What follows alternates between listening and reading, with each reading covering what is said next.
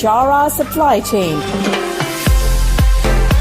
highlighting and showcasing solutions for the most complex challenges facing the industry in 21st century by our team of subject matter experts and mentors. Broadcasting every week, all year round, we will present the most up-to-date series of podcasts and webinars.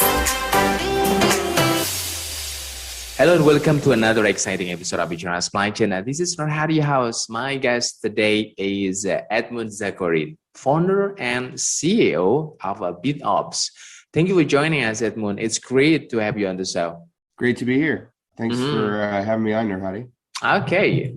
All right. So in today's episode, we are going to talk about predictive sourcing and how it will help revolutionize procurement. So Edwin, can you please brief a little bit about yourself and your professional background? Yeah, for sure. I was working in procurement consulting with a focus on strategic sourcing and just realized that a lot of sourcing processes are very manual. They're very reliant on Excel spreadsheets, pivot tables, VLOOKUPs, and long email chains. And we set out at BitOps with the goal of removing manual data entry from the procurement process. And so that's my background is in procurement. And then I also have a background in data science. So just a little bit about me. Mm-hmm. And can you also tell our listeners a little bit about what do you do at the BitOps? Yeah, so BitOps is a new approach to procurement called predictive procurement. And we use predictive models to simulate procurement activities before they happen.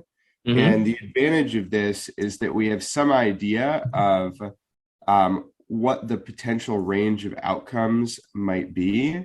And then that allows us to use a technology called anomaly detection to find outliers or things that potentially don't look right in the values. And it also enables us to provide users of a procurement process with a smart default. So pre-filled text in the different steps, and that can remove manual data entry. And it can also enable people to understand key elements of the process, things like unit of measure, the requirements, and that's super useful if you work in a procurement category that's very complex, like raw materials, logistics, packaging, CapEx, services, or really anything where the units of measure and how they're compared apples to apples can really make a huge difference. Mm-hmm. Mm-hmm. Awesome. All right. So to start off the discussion, could you explain to the listeners what is the predictive sourcing and how could it be different from the traditional approach? Well, so in the traditional approach of sourcing, the kind of 5 most popular sourcing processes are the request for proposal, the request for quote, the request for information, the auction approach, and the negotiation approach or multi-phased approach.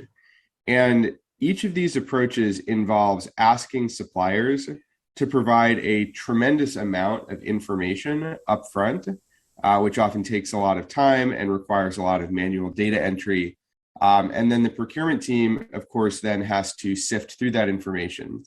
And this creates a problem because the more suppliers that you involve in the process, even though it does create optionality for the business and for the supply chain, it also makes more work for the procurement team. And so it creates a bad situation where the procurement team's often limited work hours are not aligned with their overall KPIs or the potential that they have to create a lot of optionality for the business, and then of course creating value from that optionality. And so what BitOps does is it really turns the process on its head. It simulates the outcome of different scenarios before the procurement process even begins, and then it enables a sourcing process for RFPs, RFQs, RFIs, and so on that really makes it a lot easier to not only collect responses from suppliers by using pre-populated smart defaults, but then actually makes it much easier for the procurement team to evaluate and compare those responses. Awesome. So for the recap, what is the advantage of the predictive sourcing? Can it keep us ahead of the market? Yeah, absolutely. So predictive sourcing, by removing manual data entry from the process, can help us understand where there may be opportunities for creating value, either by consolidating supplier base or diversifying supplier base, or potentially simply checking prices against benchmarks. And this process enables much, much faster sourcing events, which means that it's easier for procurement teams to lock down supply in a short market.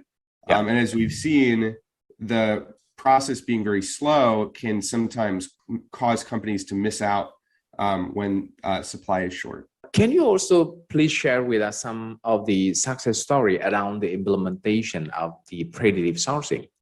Absolutely. So, I think that predictive sourcing is most powerful in categories and industries that have a high degree of complexity, that manage a ton of distinct line items, and where there is it pays to be fast and swift. So food and beverage is a great example. There are companies like Bell Brands, Matern, and Fareva that use BitOps to buy ingredients, spare parts, components, packaging, and logistics. And in that particular industry, I've been able to shorten the cycle time for a sourcing event close to 90%, and also just remove most of the manual work from that process. So the procurement leaders at those companies, their teams are now able to focus on building supplier relationships, doing market research, and providing a better internal customer experience to the business. We are also seeing a huge growth in the automotive sector. So companies like AutoTruck and Holman ARI have been able to implement predictive sourcing, helps them get better machine parts and other components that they need in their supply chain. And it can also be really powerful in actually arranging logistics and carriers, because a lot of people are being challenged to get trucks and make sure that the right truck shows up at the right place. Predictive sourcing can take a lot of the back and forth and headache out of that process. And so it makes it easier to buy kind of fast moving items like carrier capacity. All right, Edmund, I'd like to jump to another question. What are your advice to the procurement leaders so they can optimize, they can take more advantage on this approach of predictive sourcing? I would say that pick a small category or a project type that is creating some headache or frustration, and try to implement predictive sourcing on your own. Predictive sourcing is a great way to make things move faster.